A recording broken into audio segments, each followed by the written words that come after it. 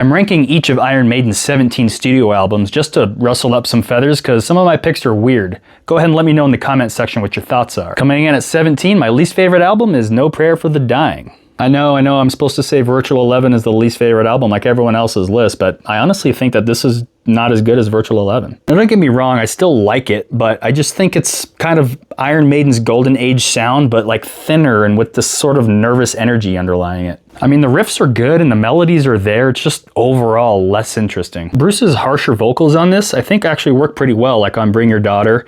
Mother Russia, No Prayer for the Dying, Run Silent, Run Deep are all really good cuts on this album. And Public Enema #1 is a song that's really been growing on me over the years. But the rest of it, eh.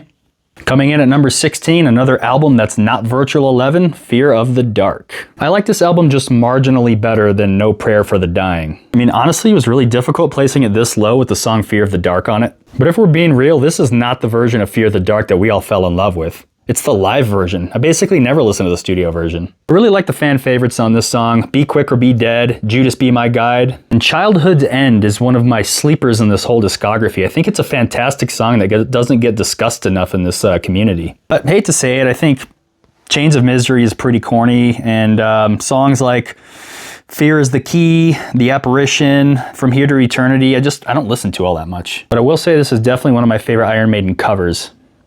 All right, number 15, and all right, fine, Virtual 11. But let me get on my soapbox here for a minute. It pains me how flippantly people dismiss the Blaze albums. I mean, I get it, he's not Bruce, but also he's not Bruce.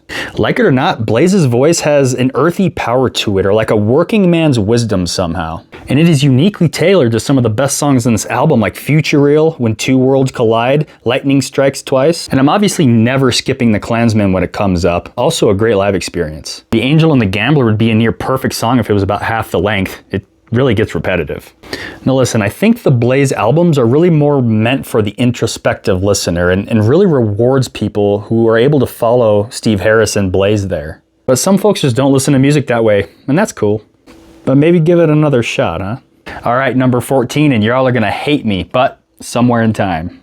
Heretic! Blasphemer! Ouch. Now, I know everyone loves this album. It routinely is on the top ranks of everyone else's lists. And it does have some bangers. Stranger in a Strange Land, the title track, Alexander the Great. I love those songs. But the problem is that I don't really rate as high some of the fan favorites, like Wasted Love is a song that's consistently in the top Iron Maiden consensus songs. It's my least favorite of them. Sea of Madness, Long Distance Runner, meh. And I hate to say it, but Deja Vu is like my least favorite of all Maiden songs. Heaven Can Wait is an okay song, but I really think it's a better live experience. And I know it sounds like I'm just trashing this and I should have rated it lower, but honestly the high points here are really high. The addition of the synthesizers blows me away in the title track and it really expands Iron Maiden's sound in future years. But while I enjoy listening to this album, a lot of the middle songs don't do anything for me and really help lower this on my list. Beat me up in the comments. Moving on to number 13 is Book of Souls. Now, this is a double LP, but I think aside from Empire of the Clouds, the second half of this is completely unnecessary. But the first half is dang good. I listened to all those songs, The Red and the Black, The Great Unknown, Speed of Light, especially the title track, Book of Souls. It took me a while to warm up to the title track, but when I did, it became one of my favorite songs. It's just packed with tear-jerking emotion. I think if not for the lackluster second half of this album, this would be rated much higher up on my list. Number 12 on my list, I have Killers. And I know it's kind of strange this isn't higher up on my list considering this is the bad tattoo I have on my back. And to be honest, this has to be the album that consistently moves super high and super low on my rankings at any given time. Next week, it'll probably be much higher. It's just that usually when I'm wanting to listen to Paul Di'Anno era Maiden, I'm pulling for the first album. Now that being said, I'm obviously still listening to Wrathchild and Killers on the regular basis, Innocent Exile, Murders in the Rue Morgue, Drifter. Genghis Khan is a fine instrumental, but like not as good as Transylvania. But at the end of the day, I can put this album on and be happy not skipping anything on it. All right, coming in at number 11, we have X Factor. And right off the bat, I will say that 2 AM is my top sleeper song of this whole discography. It's vulnerable, it's melancholy, it describes somewhere that we've all been. It's kind of pleading and sounds a little bit hopeful at the same time. Aside from that, this album opens with one of the best 3-song stacks in the discography with Sign of the Cross, Lord of the Flies, and Man on Edge. Each bringing its unique atmosphere and a very distinct, diverse feeling. Sign of the Cross is just monumental to see live too. And things definitely slow down in the middle of this thing, but again, I think the Blaze albums are meant to give you a rich experience if you sit down and give it the time. Like Judgment of Heaven, for example. The verses are kind of awkward in the beginning, but the payoff at the bridge and the chorus are well worth the wait. Unfortunately, this isn't true for all of the songs. Like Blood on the World's Hands, it's kind of fun to explore the abstraction of what's going on in the beginning, but it doesn't really pay off. It just kind of rambles on. And it ends on kind of a dud, The Unbeliever. I mean, Blaze kind of steps out of his pocket, and I don't really think it lands very well. All right, for number 10, I got The Final Frontier. This one always kind of felt like Brave New World to me in tone and theme. Of course, Iron Maiden always treats the concept of adventuring and moving into the unknown phenomenally, and this album is no exception. I will say I legitimately do not like Satellite 15, and it's often difficult for me to get through it in order to get to the better Final Frontier part of the song. I mean, nearly 5 whole minutes of unsatisfying tension before the song starts. Make them separate tracks at least so I can skip that one immediately and start listening to Final Frontier. It's like, oh, here's Aces High, but first you have to listen to 5 minutes of duct tape being ripped off of a surface. Okay, sorry. With that out of the way, I think that this album follows the Iron Maiden trend of ending their albums with some of their best, longest, and most creative songs. When the Wild Wind Blows is unimpeachably the best song on this album. And the Talisman actually ended up on my workout playlist. It's just a story that pumps you full of energy. All right, number 9 is Brave New World. Definitely one of their most purely melodic albums out there, which is no surprise because it's the first album with the wall of guitars. That is the triple threat of Yannick Gers, Adrian Smith, and Dave Murray all on guitar. And instead of overcrowding the music like you might think, it's perfectly layered, kind of like lasagna, like guitar lasagna. Anyway, it's just continuous harmonized guitars from all directions and awesome solo pieces stacked one on top of the other. I would say this album is no skips, but I do find myself moving along to the next song in the middle of, say, The Mercenary or Dream of Mirrors. And I guess that counts as skips or half skips. But this album represents a collection of some of the most melodically beautiful songs that Iron Maiden have produced. For number 8, I've got self-titled Iron Maiden based purely off of attitude. I obviously love some of the more intricate Iron Maiden songs, but this first album, that original Eddie cover art, that lingering street punk DNA with this new wave of British heavy metal, it's hard to explain. It's like Paul Di'Anno and this album just kind of step out of this cool mist and start laying down the law with Prowler and Remember Tomorrow. Running Free is an obvious crowd pleaser, and it's got a really strong middle. Phantom of the Opera and Transylvania show that they were doing pretty intricate stuff early on too. Of course, the legendary closer, Iron Maiden on Iron Maiden by Iron Maiden. It's got one of the more unique main riffs that I've ever heard. It's just uncommon sounding and thrilling, which makes it really stand out. And moving to number 7 from the first album to the last album with Senjutsu. Oh my god, why so high? Because it's good. I mean, Riding on the Wall is one of the best singles to come out in the last 20 years. Senjutsu, the song slaps. I mean, you just can't not hear the awesome urgent despair going on in the chorus. Stratego slaps, and I think it sneakily follows the early Iron Maiden formula. I think it peters a little bit with Lost World and Days of Future Past, but everything Time Machine and after is absolutely solid. Darkest Hour, The Parchment, Death of the Celts. Even if it is all slower and mid-tempo. This isn't pop music. Open yourselves up and go on the lengthy adventure that these amazing songwriters are inviting you on. In particular, Hell on Earth, which became one of my top 5 Maiden songs when this album came out.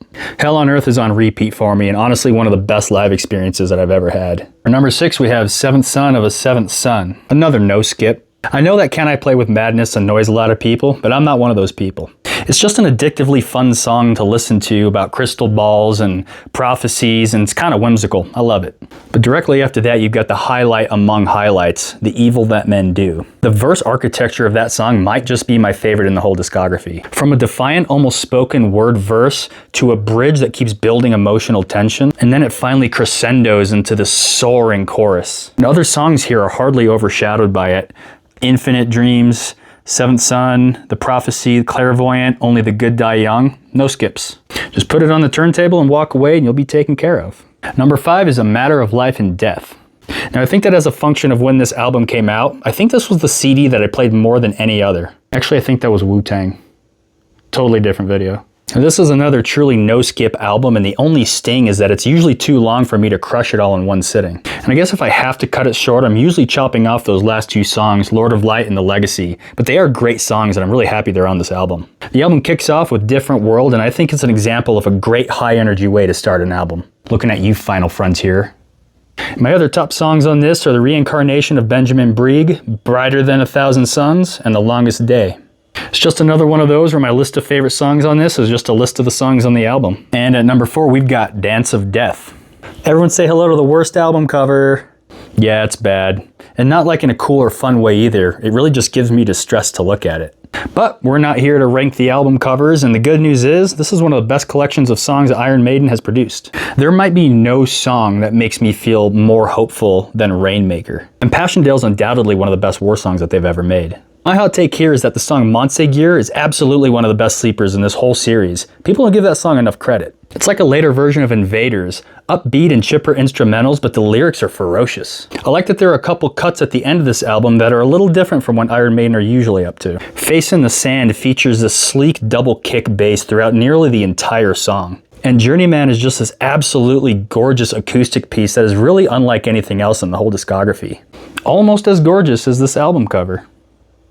Alright, number 3 here, Powerslave. This is the ultimate refinement of the formula here, where they have the form nailed. They've perfected the harmony on the guitars. The bass is prominent and dynamic in front and center. And of course, great historical lyrical content. Ace is High, 2 Minutes to Midnight, Powerslave, Rime of the Ancient Mariner are in the pool of the consensus best songs of all time from Iron Maiden. The only knock on it is that I think the 4 songs in the middle are a little bit on the weaker side. It's almost unfair to say because each of those songs would easily be highlights on albums lower down on my list. Hey, they walk amongst gods and it's a pretty high bar. Just to mention Rime of the Ancient Mariner again, I think this is the single best example of storytelling in a metal song. They even tell you that they're about to tell you a story, which has happened in at least one other Iron Maiden song. And who knows which song. But Rime has 3 distinct acts with shifting moods and tones and a spooky, misty scene right in the middle. And it truly, honestly keeps you on the edge of your seat every second. Alright, second favorite album? Peace of Mind. When I was looking at other lists, I was honestly surprised at how low it showed up. I thought this would be a shoo-in for top 3 across the board. I mean, this thing's just loaded with hits. Right off the bat, you've got Where Eagles Dare, Nico McBrain starting off this album the first few seconds, immediately proving his worth. Revelations is my favorite Iron Maiden song of all time, and Flight of Icarus might be the most dynamic song for Bruce. His vocals are up in orbit in that song. And of course The Trooper, which I highly doubt I have to explain to anyone watching this video. But if you're interested, I did do a little history lesson about The Trooper in my reels, check it out. Die With Your Boots On, that's a hit. But I kind of get why it's lower on some of these lists. Quest for Fire is kind of a dorky song, honestly, and Sun and Steel, it's a fantastic song, but it just doesn't hold a candle to the rest of these. To Tame a Land, I think, is the best of these last 3 songs, but still doesn't stand up to the first half. But this is my list, and it goes on my number 2. And for number 1, if you didn't guess by process of elimination, I boringly pick Number of the Beast. Boringly because it shows up on many people's lists as the top album, or at least in the top 3. Imagine listening to the first 2 albums in the 80s and hearing about this lineup change where Paul Di'Anno's no longer singing. Uh-oh. Then you put this song and Invaders starts, and then you hear Bruce sing and you're like, oh, we're good. By the way, Invaders is my last sleeper of this series as a song that needs to be regarded way higher in the community. I love that song. Or maybe it's just nostalgia for me, but whenever I hear Invaders start, my mood immediately kicks up. And then after that, come on, it's like a who's who of the routinely most cited best songs of Iron Maiden. Children of the Damned, The Prisoner, 22 Acacia Avenue, Number of the Beast, Run to the Hills, Hallowed Be Thy Name, the best closer of all time, by the way. With really the only weak song on here being Gangland, which honestly sometimes I skip past because Hallowed Be Thy Name is on the other end of it. But yeah, this thing is like a primordial soup of all of the best elements that Iron Maiden will just expound upon while keeping the DNA of the earlier albums as well. This is the one.